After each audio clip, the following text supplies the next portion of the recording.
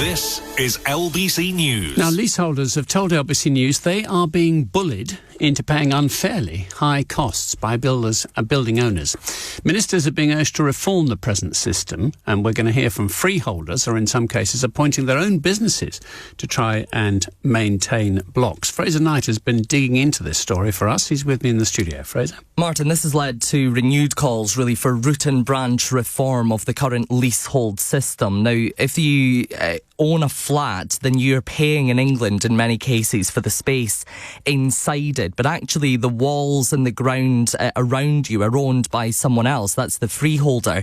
And what we've heard is concerns from some of these leaseholders that their building owners are appointing their own companies, their own businesses that they've set up to manage these blocks, and then are inflating service charges to a point where it's completely unfair. Now, there's no laws against that, but we've been told by some of these leaseholders that they feel there is a serious conflict of interest there. And when they try to challenge it, well, they're being faced by bullying, intimidation, and even in many cases, court orders forcing them to pay these incredibly high charges just to maintain the communal spaces in their block of flats. Now, one of those leaseholders is Amit Sharma. He owns a flat in Manchester, and he's told me the impact that this has had on that block has been incredible on him. He says, can't work for certain organisations because of his credit score being ruined.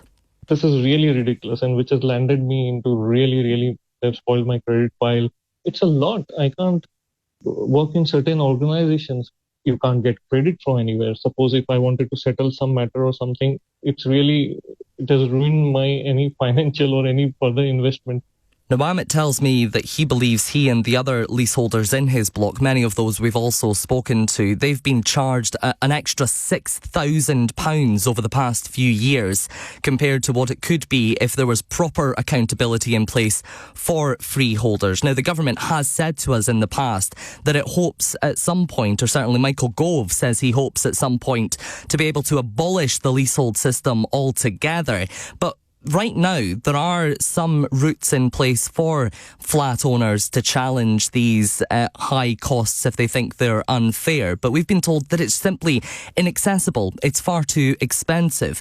Harry Scoffin, who's a housing campaigner with the Commonhold Now group, says that needs to change now. I mean, the system is not about rules and regulations. It's about control. Almost there's an assumption that when leaseholders are being ripped off or they're facing abusive treatment from freeholders and managing agents, they have to spend their lives becoming serial litigators going to tribunal. Now, we are told that the government will be bringing forward more reforms in the King's speech next month, but the government says at this point that they will need to make sure that fundamentally the unfair leasehold system is reformed fully and hope that at one point they can abolish it altogether. Thank you very much indeed. Fraser Knight with our report.